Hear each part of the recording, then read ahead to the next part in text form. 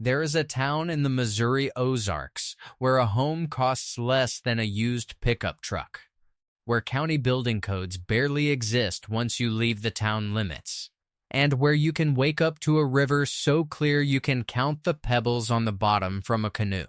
It sits in what has repeatedly ranked as the poorest county in the entire state, and that poverty is exactly what kept it untouched. We are ending this list there, in a town locals call the canoe capital of the world, and I promise you it is the strongest number one we have ever put on a video like this.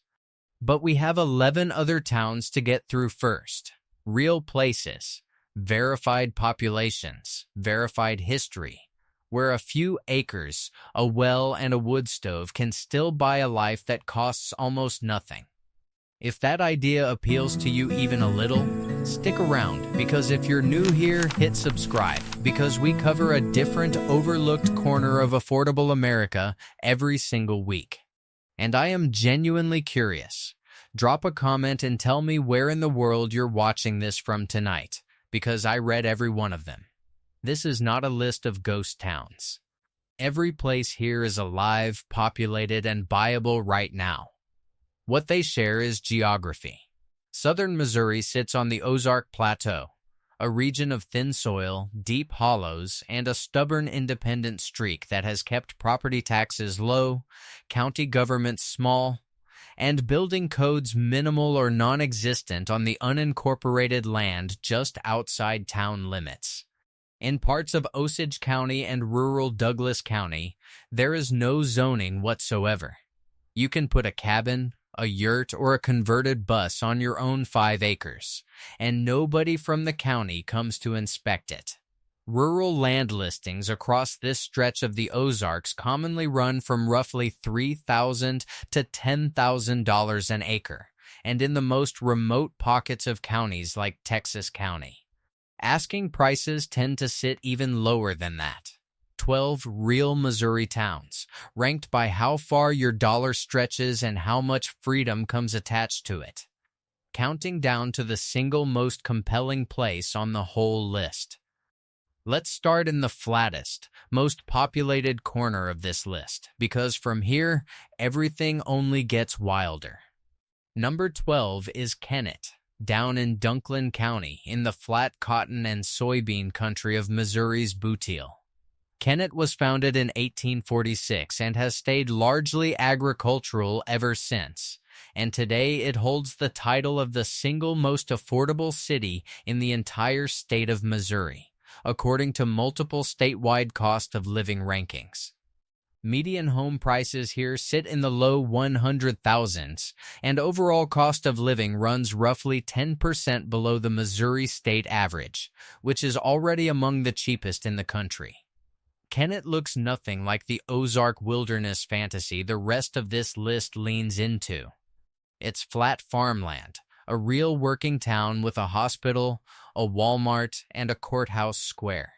But if raw affordability is your only filter, if you want 4 solid walls and a roof for less money than most people spend on a used car, this is the floor of what Missouri offers. The trade-off is regulation. Flat, populated farm country tends to come with more zoning, not less, because there is more property to protect and more neighbors to answer to. So as we move south and east, out of the Bootheel and up into the hill country, watch what happens to both the price and the rules, because they both keep dropping. And that combination is exactly what turns a merely cheap town into an actual off-grid one. Number 11 takes us into the hills, to Alton, the county seat of Oregon County, tucked near the 11-Point River close to the Arkansas line. Alton has functioned as the administrative heart of Oregon County since its courthouse was established there in the 19th century. A small town built around a square, a jail, and a handful of churches. The kind of place where the county government itself is the largest employer in town. What makes Alton worth including is not the town itself, which is tiny, but what surrounds it. Oregon County sits on the same karst limestone system that produces some of the clearest, coldest spring water in North America, and land outside Alton's town limits falls under the county's light rural building rules, with prices tracking the regional average of just a few $1,000s an acre. It is the kind of county seat where you handle your business in town, at the courthouse or the feed store, and then disappear back up a gravel road to acreage nobody bothers you about. Just a few miles away sits a town that grew for the exact opposite reason Alton did. Not government, but a railroad. And that town is next. Number 10 is Thayer, also in Oregon County, and it exists almost entirely because of the St. Louis, Fort Scott, and Memphis Railroad, better known as the Frisco Line.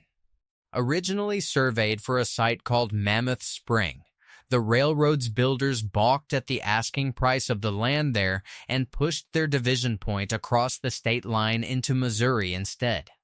The town that grew up around the new depot was first called Augusta, then officially became Thayer when it incorporated in 1885. Thayer boomed alongside the Frisco, cratered when the railroad went bankrupt during the Depression in the 1930s, and has settled today into a quiet town of just under 2,000 people that longtime residents describe as feeling frozen a few decades in the past, in the best possible way. Home prices here sit well below the national average, and like most of Oregon County, the closer you get to the town limits, the more the rules soften into open country.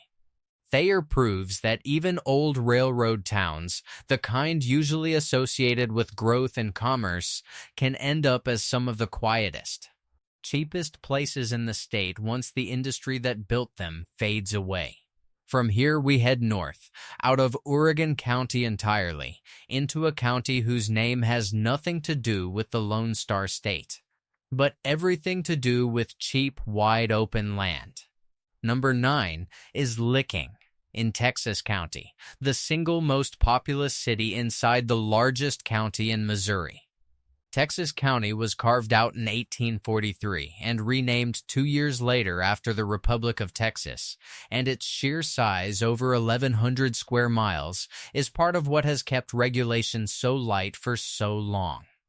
There simply are not enough county employees to police every hollow and every back road.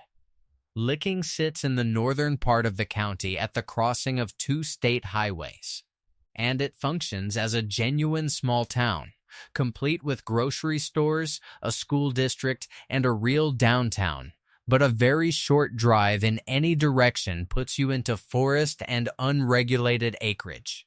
Texas County land prices rank among the lowest in this entire region because of how remote the western and southern stretches of the county get. And that remoteness is exactly what off-grid buyers are searching for. The trade-off, and it's worth being honest about it, is access.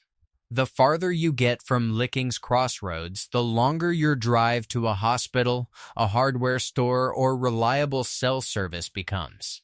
That same trade-off defines the county seat itself, which sits just to the south, and carries a strange piece of American trivia most residents don't even think about anymore. Number 8 is Houston, the county seat of Texas County, a town of a little over 2,000 people that holds the unusual distinction of having been identified as the geographic center of the United States population, according to the 2010 census. Houston was laid out in 1846 near the center of the county on Brushy Creek and named after Sam Houston, and its history includes a dark chapter during the Civil War, when Confederate forces burned nearly every building in town, including the original courthouse, in retaliation for Union troops using it as a headquarters.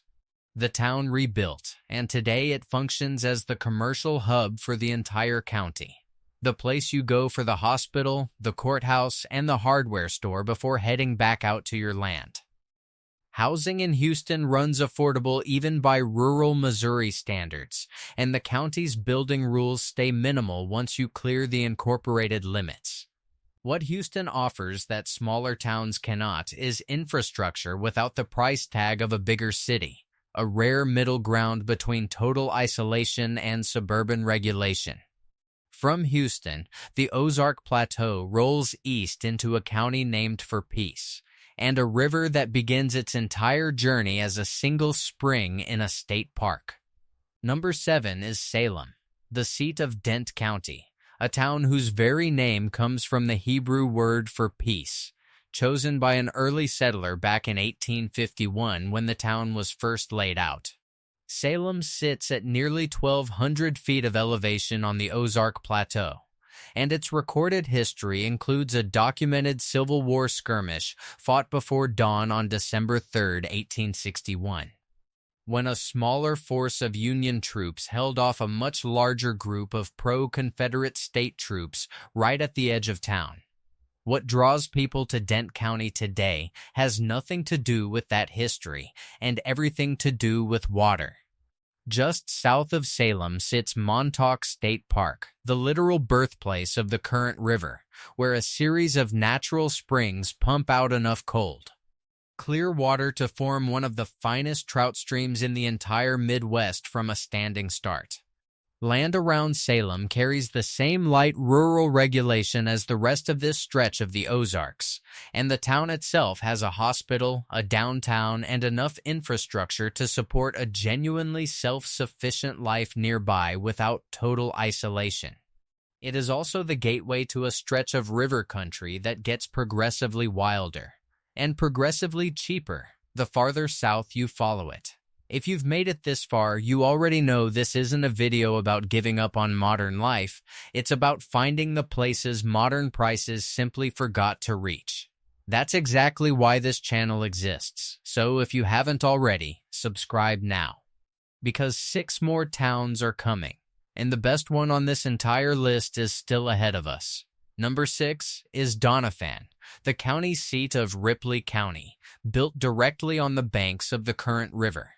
Doniphan was founded in 1847 on 50 acres donated by a local settler, and it inherited the county seat from Van Buren, further north, once the population center of the county shifted south.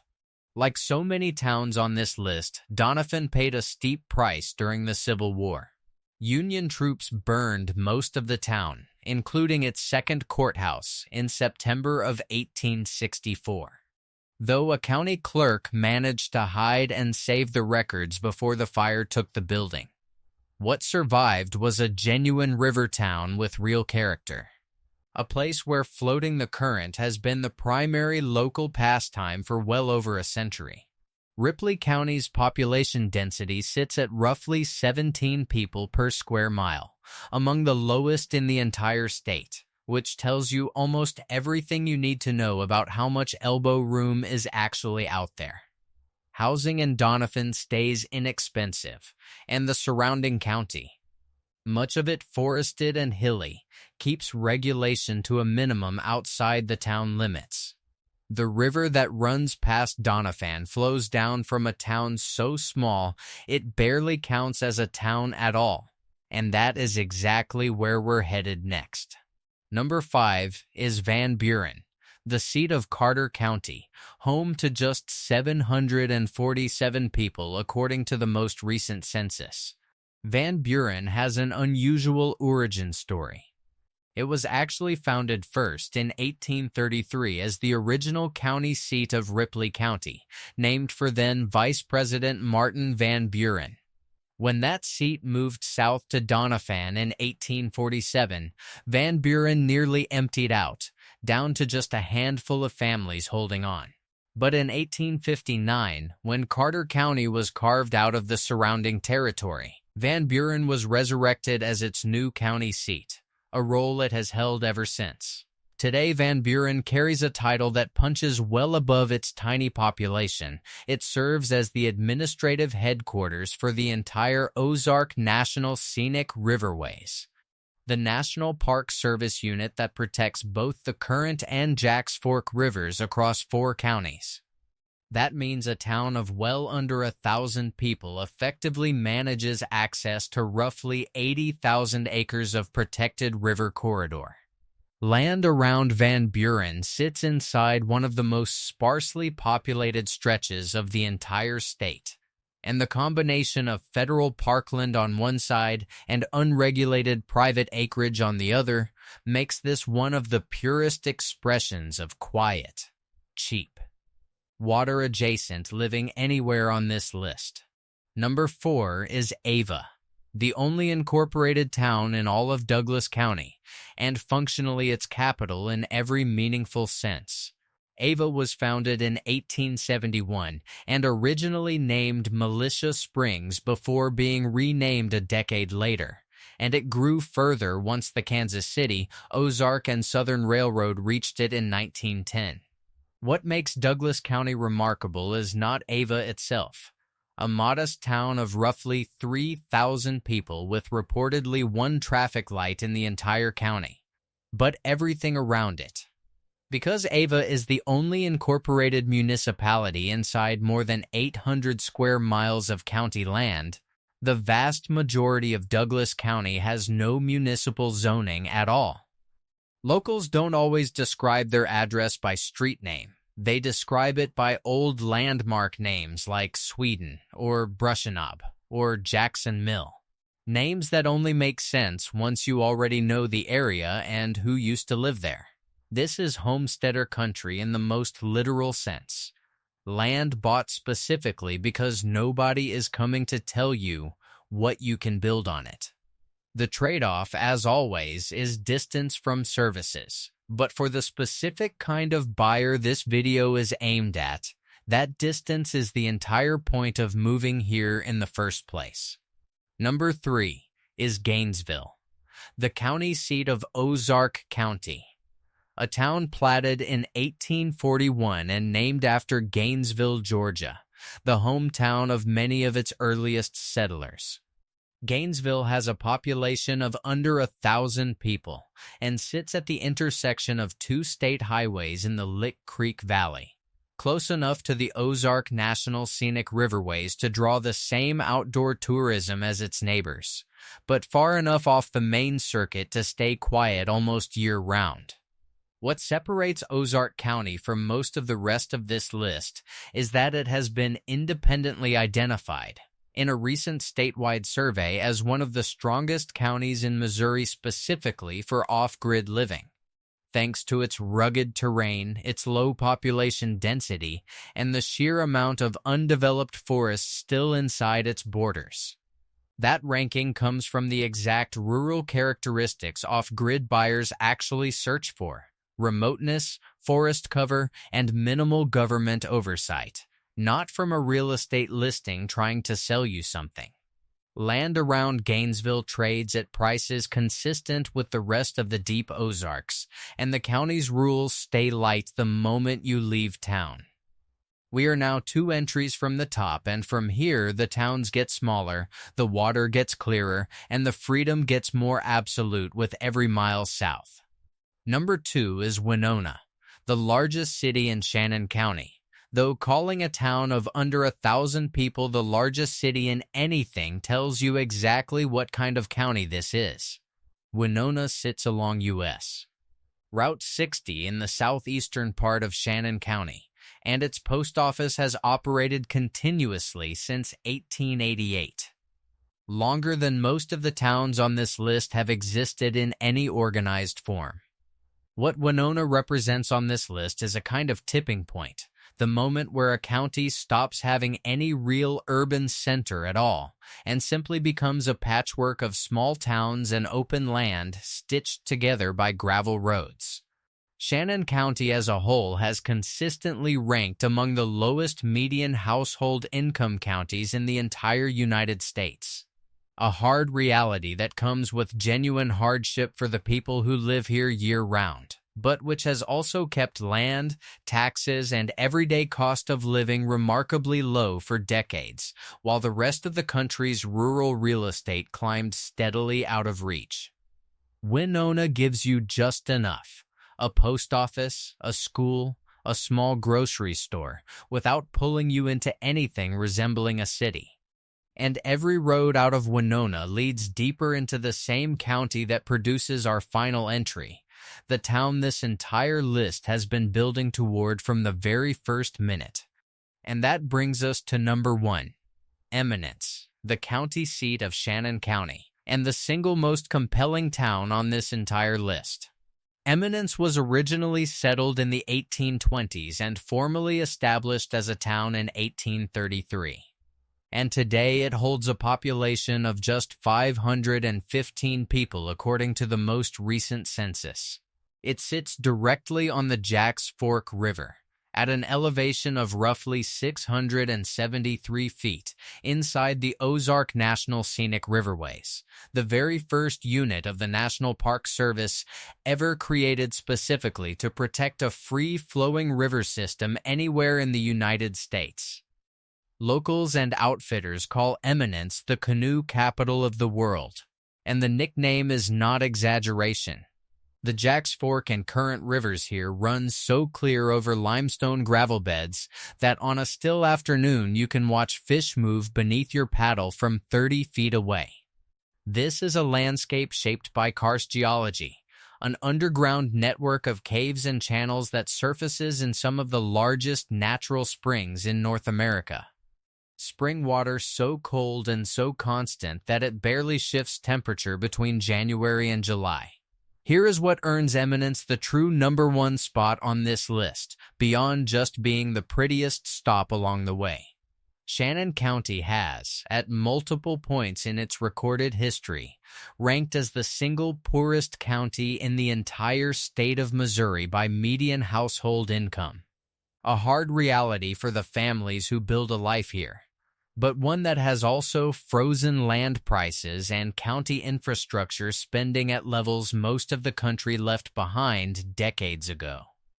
Missouri as a whole is already one of the more permissive states in the country when it comes to rural building, and Shannon County sits near the extreme end of that spectrum, with large stretches of unincorporated land carrying no formal zoning and only minimal building code enforcement. Median home values in Eminence itself sit around $110,000, with median rent close to $600 a month. Numbers that would be almost unthinkable anywhere else in the country, with this much protected natural beauty attached to them.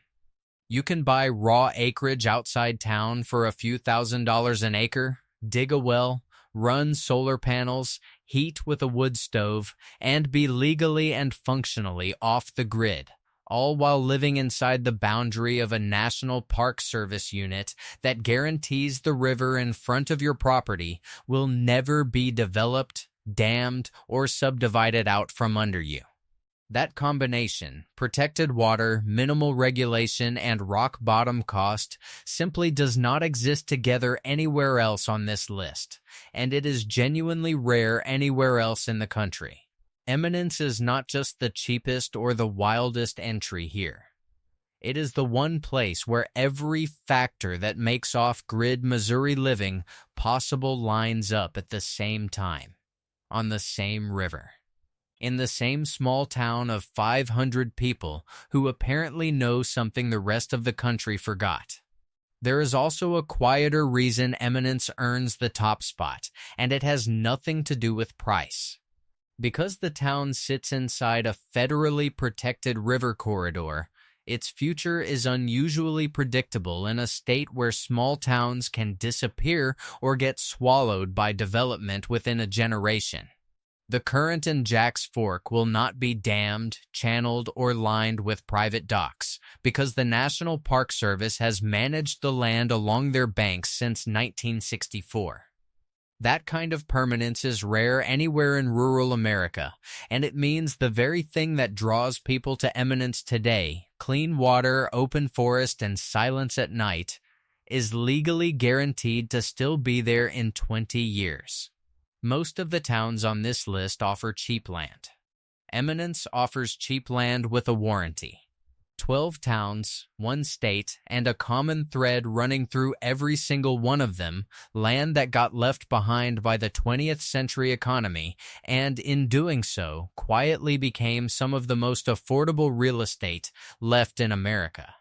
From the flat cotton country of Kennett to the spring-fed hollows of Shannon County, what you're really looking at is a version of Missouri that never fully modernized its rulebook.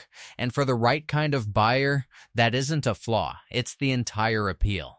If a list like this is useful to you, come back for the next one, because there is always another overlooked river town out there. Sitting quietly, priced like it's still 1985, just waiting for someone to notice.